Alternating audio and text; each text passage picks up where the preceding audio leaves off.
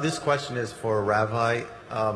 You mentioned the story of that, I think you said he was Jewish and he was shot by, I think it was a concentration camp or something like that. And I'm going to play the devil's advocate for a bit and pretend I'm Sam Harris. No pun intended, of course. You stated that God was watching. God watched the gentleman pull the trigger. If God was watching, why didn't he make that trigger not work?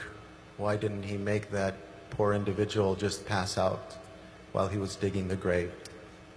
I believe Sam Harris would ask that type of question and demand an answer. Yes, I appreciate that question. Playing the devil's advocate, you said that why didn't God keep the man from pulling the trigger rather than allowing the man to pull the trigger and then watch over him and bringing about some kind of judgment? I would say this to you, that the supreme ethic that God has given to us is the ethic of love.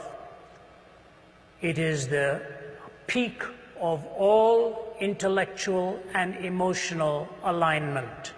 This thing we call love, which places value upon the other person of worth and as something to be protected. It was interesting, of all people, it was Oscar Wilde who on his deathbed in his 40s, by his lover by his side, Robbie Ross, he turned to Robbie and he said, "Did you love any one of those little boys for their own sake?"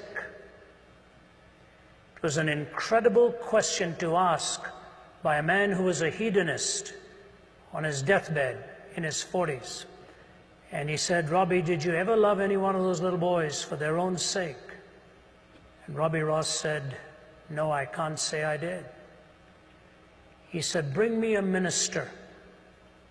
Bring me a minister." And it was in his magnificent poem, The Ballad of Reading Gaol, that Oscar Wilde said, "Only Christ was big enough to cleanse his heart and forgive him for all that he had done." The point even the hedonist realized was that in pleasure also, value and love are the supreme ethics that can be treasured. But you can never have love without intrinsically weaving into it the freedom of the will. You cannot have love without the freedom of the will. If you are compelled by some machine to a certain decision, you can never love. You can comply, but you will never be choosing to express that sentiment and the reality of love. If love is the supreme ethic, and freedom is indispensable to love, and God's supreme goal for you and for me is that we will love Him with all of our hearts and love our neighbors as ourselves, for Him to violate our free will would be to violate that which is a necessary component so that love can flourish and love can be expressed. If you're asking for God to always stop the trigger, why not God stop everything else? Next time you hold a cup of boiling water, He makes it frozen water instead. Next time you're about to cross the street and you're going to be hit, He pulls your leg back. What you're asking for is a different entity than humanity.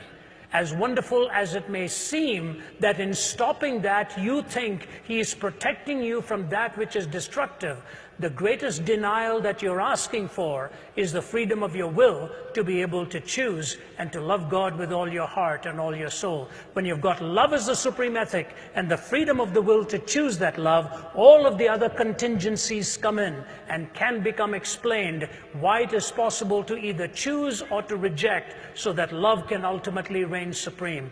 If you want compliance and some kind of a mechanical response, your question itself will self-destruct. You're asking the question because you're free to ask it, and you're free to ask it because you're free to love. And when you love Him, in spite of all of the contraries that you see around us, you're trusting Him for having the supreme wisdom and the knowledge to ultimately bring a pattern out of it all. We think, for example, we know so much. The story is told in Mideastern folklore of this man who lost his horse, that ran away. And when the horse ran away, the neighbor came to him and said, "You know, bad luck, isn't it? Your horse is gone." He said, "What do I know about these things?" A few days later, the horse came back with 20 other wild horses. And the neighbor came and said, "Amazing, it's not bad luck, it's good luck. You've got 20 more." Man says, "What do I know about these things?" His young son is going and taming one of the new horses. That young horse kicks him and breaks his leg. The neighbor comes and says, "Terrible, isn't it? Your son's leg is broken. Bad luck that these horses came." The fellow says, "What do I know about good luck and bad luck?" A few days go by and a bunch of thugs are coming looking for recruits to join their gang. And they're looking for all the able-bodied young men. And they're about to pick this young man but find out his leg is broken. And they say, "We don't want him. We're going to move on to the next house." So the man comes and says, "Good luck, isn't it? Your son's leg was broken." In one little series of episodes, we don't know what lies ahead. Why don't you wait till you stand before God face to face, and you will find out there were reasons why he didn't stop that trigger, so that you will see the heinousness of evil and see the majesty of love and good managing to navigate yourself as the pilgrim's progress to come to the celestial city.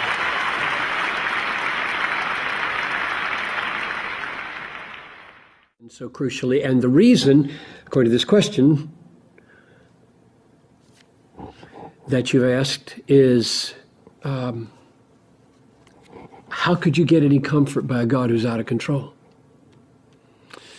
When the planes flew into the towers in New York, and I was interviewed, and people would ask me, where was God in this?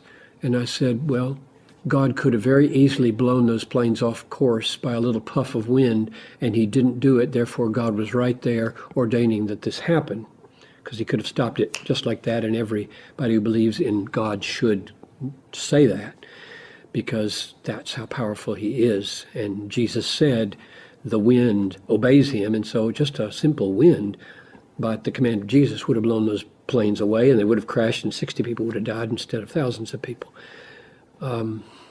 But he didn't do that. Why is it comforting to believe that? And the answer is because there are 10,000 orphans who wonder if they have a future.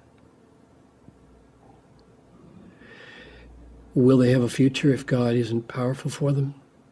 I'm coming to those families and I'm saying, when they ask me, "You think God ordained the death of my daddy?" I say, yes. The Lord gives and the Lord takes away. Blessed be the name of the Lord. But the very power by which God governs all evils enables him to govern your life. And he has total authority to turn this and every other evil in your life for your everlasting good. And that's your only hope in this world and in the next. And therefore, if you sacrifice the sovereignty of God in order to get him off the hook in the death of your daddy, you sacrifice everything. You don't want to go there. The sovereignty of God, while creating problems for his involvement in sin and evil, is the very rock-solid foundation that enables us to carry on in life. Where would we turn if we didn't have a God to help us deal with the very evils that he has ordained come into our lives? So yes, absolutely, I believe in the sovereignty of God, and I believe in its comforting effects.